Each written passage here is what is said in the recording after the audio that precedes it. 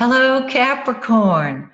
You have a wonderful forecast this month, and I can't wait to share it with you. This is your May 2019 forecast, and uh, let me just jump into it. Let me straighten this out a little bit. There we go. All right. I'm going to start with a big picture and then narrow it down and cover all of this wonderful activity. First of all, I'm going to back the chart up to January of this year, January 2019. Why? Because we had two amazing eclipses in January. And as many of you know, eclipses are at their peak 3 to 4 months after they occur. Well, that's right now. So I've got to go over them with you now, and it will fill in a lot of gaps. Sometimes we forget about those January eclipses, those prior eclipses. They're real helpful. So let's start with the first eclipse, which is January 5th. It was a solar eclipse, and it was in 15 degrees of Capricorn, your sign. It fell in your first house. Now, the solar eclipse is on a new moon, and that is when the energy starts growing. And in your first house, it says, I'm doing my thing my way. I'm doing what I want, when I want, how I want, because I want. It's your turn, Capricorn, and you can do it again right now, this month. Now, these eclipses will be with us till July, but now it's peak performance time. The second eclipse was January 21st in 1 degree of Leo, right there at the cusp of the 8th house. The 8th house deals with transformation. It deals with mutually held funds, in other words, other people's money, deals with metamorphosis, deals with secrets. And so this is a time of reinventing your financial situation, especially if you're dealing with money in a partnership.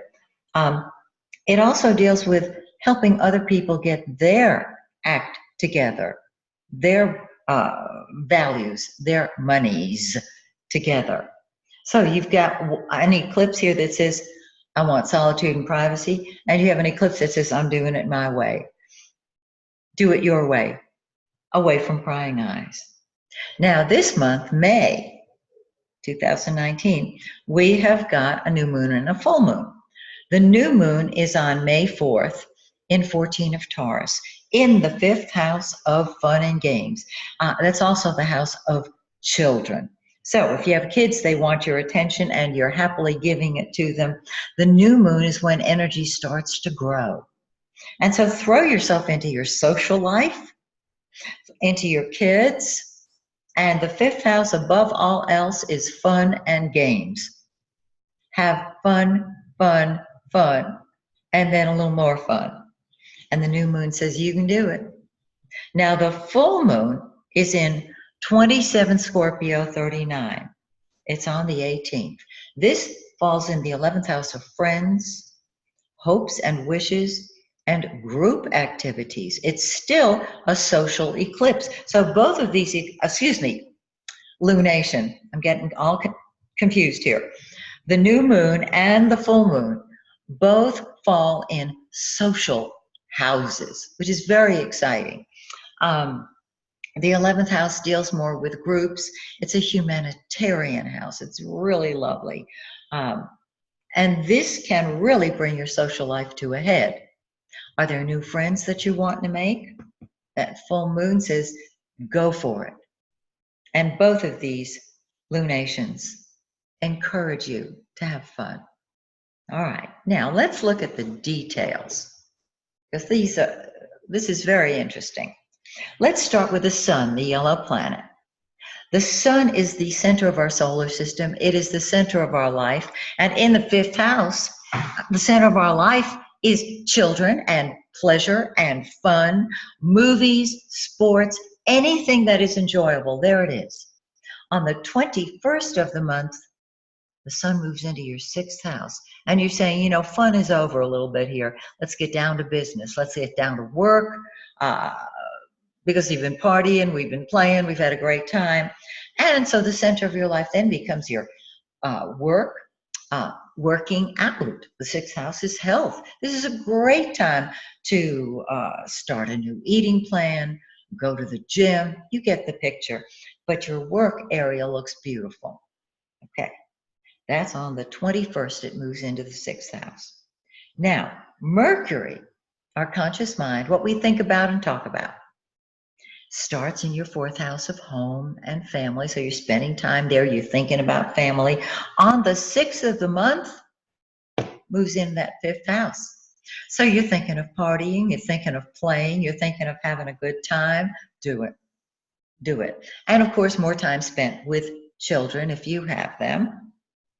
And then on the 21st, same day the sun enters your sixth house, Mercury enters your sixth house, and you're thinking about your job. You're thinking about your work. Are you thinking of making changes in that area? Go for it, especially while Mars is still there. This is awesome. So you've got Mercury helping you think about your job and get it moving. Now, Mars. Very, very interesting. Venus and Mars. Once again, Venus is in your fourth house of family. You love being home. You love your family. It moves into your fifth house on the 15th. That's a very important date. And I'm linking it with Mars, and you'll see why in a minute. When Venus enters your house of fun and games and children, you love all of the above. You're ready to enjoy children, maybe a new romance, and you're ready to have fun. On the 15th is when it begins, and it will stay in that fifth house all during May. What else happens on the 15th? Well, Mars, which has been in your sixth house of work, and wherever Mars is what comes first to you. It's what you throw yourself into. It's what you fight with and fight for. It's been in that sixth house, and you've been busy, busy, busy. This is a great time to go to the gym, by the way. On the 15th, same day that Venus moves into your fifth house of fun, Mars moves into your seventh house of partnership. If you are partnered or married, that partner insists on all of your attention, and you will give it to them because that's what comes first to you, your relationships. If you're not involved in a relationship, you certainly could become involved in a relationship because that's where you're throwing your energies. It can be a business relationship or a personal relationship. Now, wherever Mars is what you fight with and fight for. Very different from Venus. Venus loves wherever it is.